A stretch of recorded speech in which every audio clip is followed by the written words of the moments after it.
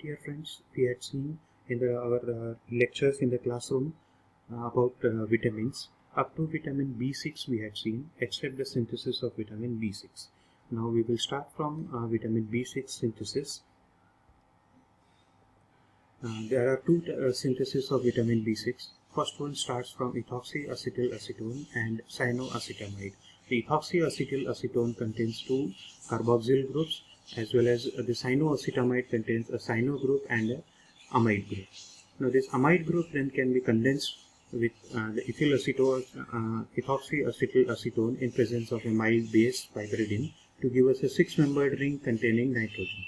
This can further undergo ketoenol tautomerization to give an aromatic compound, pyridine derivative. This pyridine derivative has one empty position which can be derivatized and further can be modified as per our requirement. So we will first introduce a group over here by using a simple nitration reaction by concentrated H2SO4 and concentrated HNO3 as a nitrating reagent to give us a nitro derivative at this position. This nitro derivative is very important because that can further be manipulated to obtain the desired functional groups over here. If you remember, in the pyridoxine here we need a hydroxyl group and we do not need a hydroxyl group at this position. So as this hydroxyl group is unnecessary, we will remove it by first chlorinating it using a PCl5 reagent where a chloro derivative is obtained, and then further a reduction with platinum catalyst, it will give us this nitro group can be reduced to an amine group. Further reduction with a palladium. Here in this reagent we should need a palladium supported on carbon charcoal. So, and in presence of ammonia, it reduces this cyano group into a aliphatic amine, and subsequent removal of this chloro derivative is obtained. Further, when upon diazotization, these two amine groups, aromatic amine as well as the aliphatic amine groups, can be converted into a hydroxyl groups. Now we need to remove this ether protection over here so that we will get the desired pyridoxine. This can be achieved by reacting it with concentrated HBr so that a dibromo derivative is obtained, and this dibromo derivative can further be hydroxylated using silver oxide to obtain pyridoxine. This is how vitamin B6 can be synthesized from ethoxyacetylacetone and cyanoacetamide. A better synthesis than this, a shorter one than this synthesis is synthesis by Harris methods. In Harris method, we synthesize this vitamin B6 or pyridoxine using ethyl ester of N-formyl DL-alanine, which is reacted with phosgene to convert this amine group, amine formyl group, into an isocyanate. This isocyanate then reacts with the oxygen of the ester group, protected carboxyl group over the amino acid in presence of a triethylamine to give us a 1,3-oxazole derivative. This 1,3-oxazole derivative can directly be obtained from ethyl ester of N-formyl DL-alanine by reacting it with phosphorus pentoxide also. In one single step we can obtain 1,3-oxazole derivative. This 1,3-oxazole derivative has two double bonds and can act as a diene in a Diels-Alder reaction, and Diels-Alder reaction can be carried out by, with dienophile as a 2-butene 1,4 diol to give us a bicyclic compound. This bicyclo compound, the ring oxygen ring can be opened by removal of this ethyl group to give us a this particular diol. This diol upon aromatization gives us the desired pyridoxine group. So in a fewer step we can obtain this pyridoxine or vitamin B6 by using Harris synthesis as compared to ethoxyacetylacetone and cyanoacetamide. This was for vitamin B6. Now we will move on to vitamin B7, which is also called as vitamin H or beta biotin. It is also known as anti-egg white injury factor. As we know, the egg contains proteins. One of the protein present in egg is avidin. This avidin glycoprotein tightly binds to biotin and blocks its uptake, and blocks the uptake of vitamin B7 or beta biotin. we need at least about 20 raw eggs to be consumed in order to create the artificial deficiency of biotin in our body by using this particular method, by binding it to avidin. Also, the sulfonamides, that is sulfur containing drugs, if we are taking it for a longer time, then the intestinal flora, that is intestinal bacteria, gets killed by this, and so there is a deficiency arises of vitamin B7. Vitamin B7 is a sulfur containing B complex vitamin, like what we had seen about the vitamin B1. But the vitamin B7 undergoes carboxylation reactions, while vitamin B1, if you remember, it undergoes decarboxylation reactions.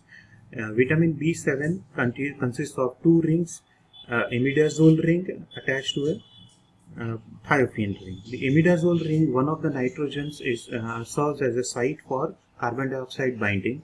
This carbon dioxide, if you remember, is supplied through carboxyl ATP, and that can further be ATP mediated carboxyl transfer, can transfer one carbon dioxide over here. This carboxyl group then further be donated to any substrates which undergoes carboxylation reaction. Here we have a side chain of 5 carbon atom with a terminus of carboxyl group. This carboxyl group is used to bind with lysine amine group. The epsilon amine group of the lysine binds with this carboxyl group and so that this vitamin B7 can be attached to a particular vitamins. Vitamin B7 undergoes this way the carboxylation reactions. The sources of vitamin B7 are widely distributed in both plants as well as animals, and it is also being provided by the intestinal bacteria. So deficiency is very rare in the terms of vitamin B7. The rich sources of vitamin B7 consist of tomatoes, grains, milk, meat, etc. The deficiency of vitamin B7 includes anemia, loss of appetite, nausea, dermatitis, glossitis, etc. It may also result in depression, hallucination, and muscular pains. The biochemical functions of vitamin B7 includes the carboxylation reactions, so it undergoes, it participates in gluconeogenesis and TCA cycle, that is tricyclic, tricitric acid cycle, where the carboxylation steps are required, as well as in the fatty acid synthesis. If you remember in last semester in the biosynthesis unit, we had synthesized biosynthesis of fatty acid was studied. In that, the first step was carboxylation of acetyl-CoA into malonyl-CoA. This carboxylation of acetyl-CoA into malonyl-CoA is catalyzed by using this vitamin B7, as vitamin B7 provides the necessary carboxyl group to the acetyl-CoA in order to get it converted into malonyl-CoA. Similarly, metabolism of leucine is also a biotin dependent reaction. Now we will see about the vitamin B9, that is folic acid, or it is also known as folacin. The vitamin B9 is very important for one carbon metabolism, particularly addition of methyl, formyl groups, etc., where one carbon is transferred from one substrate to another substrate. Vitamin B9 is used for that. It is required in the synthesis of purines and pyrimidines, and hence regulates the DNA synthesis. If in the deficiency of vitamin B9 or folic acid, the cell growth, normal cell divisions are hampered, and that is why it is very much required during the pregnancy periods, as the child growth is in a larger amount, so it requires the cells to duplicate in a faster rate, and so we require large amounts of purines and pyrimidines.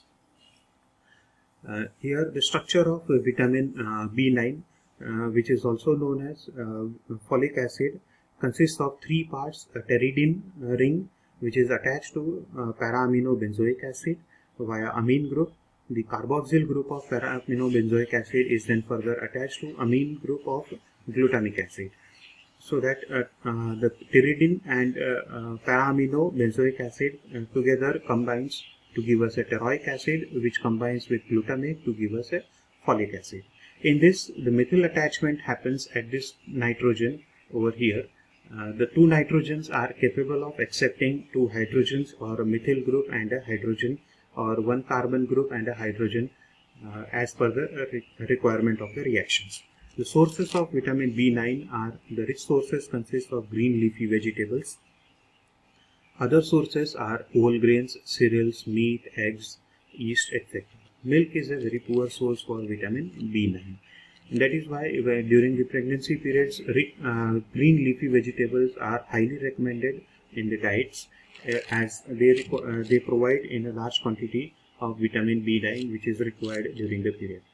The deficiency diseases consist the vitamin B9's deficiency is the most common deficiency among all the vitamins and generally observed in the pregnant women. Alcoholics are also susceptible to folic acid deficiency. The deficiency results in decreased production of purines and pyrimidines. That is why it hampers the DNA synthesis and so the cell division also. The deficiency results in blockage of maturation of erythrocytes, that is RBCs, rapid division of bone marrow cells. The macrocytic anemia is a result of deficiency of vitamin B9. Deficiency during pregnancy results in neural defects in the fetus. That is, the child born has some certain defects, generally malnourished brain, or the brain is not so well developed in such children. The vitamin B9's coenzyme form consists of the 4 hydrogen added at the 5, 6, 7 and 8 positions of the pteridine ring, so that it gets the name 5, 6, 7, 8 tetrahydrofolic acid, or a short form as a FH4.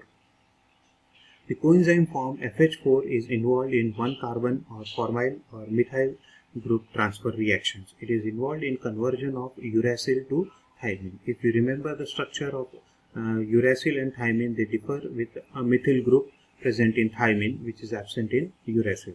So methylation of uracil will get converted it into thymine, and thymine, as we know, is required for DNA, while uracil is absent in DNA but present in RNAs. We will stop here this our lecture, and we will continue with vitamin B12 in the next lectures. Thank you for the time period.